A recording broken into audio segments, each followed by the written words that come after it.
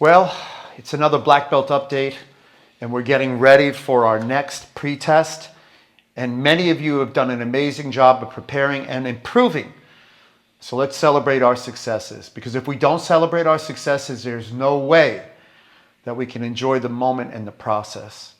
So the process of becoming a black belt is challenging, but it's invigorating. You have to take those opportunities that you're given to achieve and be better than you thought you could be, and challenge yourself even more than you thought you could challenge yourself.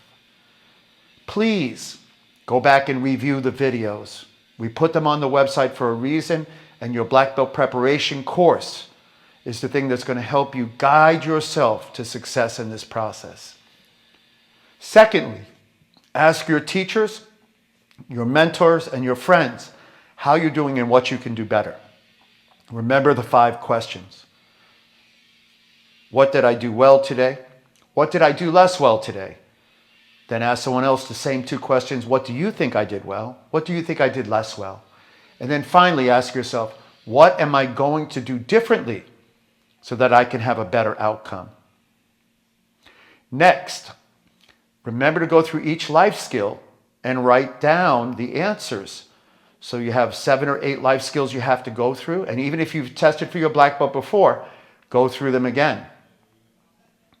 Then take a look at your essay. For your first degree essay, you need a 5-page essay on what Taekwondo means to me. So for example, you might take the first page and talk about what you thought Taekwondo was and your experience when you first walked in the dojang. Second, you can talk about your process of becoming who you have become so far through the first part of the journey and the challenges you experienced or the successes you experienced.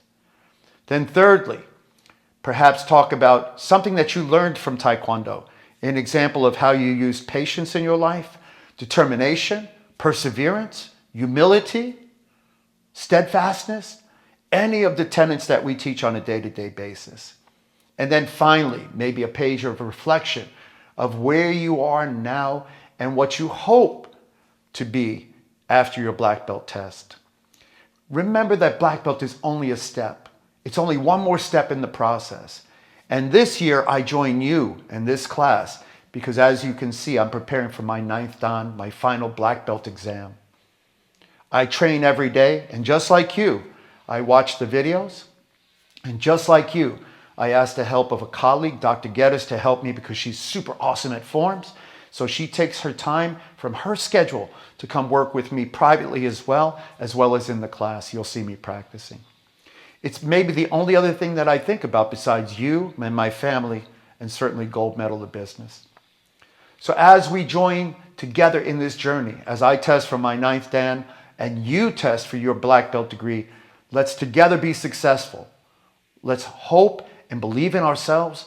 Let's do the work so that we can have that belief manifest itself in success. Remember, you are the greatest key to your success, and you are the only person that can defeat you. Once you defeat that doubt inside of you, it will never come back because you will control it. You are amazing.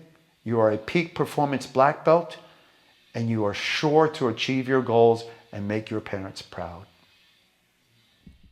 This is your peak performance reassessment process using your Peak Performance Training Center training manual. The first step is to open your notebook and review your instructor's corrections. Then you'll revise your schedule and training plan, focus on the weaknesses from the above, maintain your best techniques and strengths, but your results, as you need to know and will remember, will always be based on your work product. Open your notebook. Take a look at all the corrections that we've given you over your period of your pre-test, and more importantly, think about each class and that record that you've been keeping, trying to make yourself better and learn the techniques. Once you do this, you'll have a better understanding of what you need to improve. And then you can, number 2, revise your schedule and training plan. The original schedule will change based upon the instructor corrections, and your training plan may also change and need to be adapted to your new idea on how to get ready for your black belt test. Finally, focus on the weaknesses that you have listed from the above review. If you focus on those weaknesses and create a plan to correct them, then you will certainly be ready for the upcoming black belt test. 4, maintain the best techniques and your strengths. So don't forget to practice the things that you did well and keep those healthy so that they'll also be ready for your upcoming test. Finally, but most important, remember, your results will be based upon the work that you put in. What you put in is what you'll get out on the other side. If you train at 50%, you'll have a 50% result on the other side. If you train at 100%, then you'll be guaranteed a 100% result on the other side. Good luck as you continue to prepare for your black belt test.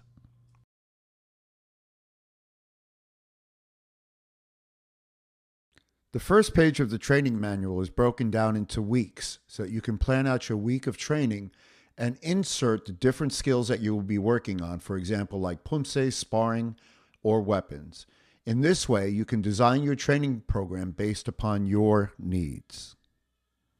This is the same system I used when I was training for the Olympics, and I would set up my training schedule based on a 6-week rotation and look at every day. I had 3 different training sessions, so I would use them so that I could set up the different aspects of my training and focus on what I needed to focus on. Your individual training program will be individual for you based on your needs and what you're trying to accomplish. You might spend more time on pumse, or you might spend more time on sparring drills, depending upon where you are in the program and what you need. You'll fix this daily and weekly and even monthly after talking to your instructor, but we base it on a 6-week training cycle. This will be followed by a daily post-training review. In this, you will ask yourself 2 questions, then you'll ask your coach or your parents the same 2 questions, and then finally you will ask yourself the final question. In this case, you'll ask yourself, what did I do well today? What did I do less well? Then you'll ask your coach, what do you think I did well today? And what did I do less well? And then finally, you'll make an observation as to what you think you might do better or differently in the future to adjust to your training and, more importantly, to reach your goals and outcomes. This daily review is important and it must be documented. This way you can have an opportunity to reflect back on how the training went, whether the drills or skills are working for you, and more importantly, the reflection and the observation of the coach with his analysis or her analysis will help you better plan for future success. And then finally, we're talking about our daily planner. This is where we think about how we're going to train each day, how many training sessions we'll be doing, and with who. So in this one, we use the example of training at home with your dad. You're doing target drills. It's an endurance workout, and they had a 90% completion rate. This is followed by an 11 a.m. workout with Master Riz in Mountain View, and they're doing chest protector drills, which are body conditioning, and it was a 100% completion rate.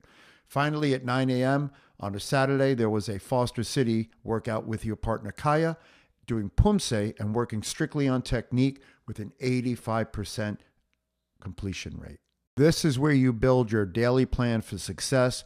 This is where you put together your entire workout each day. But more importantly, this is how you set up that 6-week training using that feedback to see how you can accomplish the goals you've set for yourself and become the best that you can be.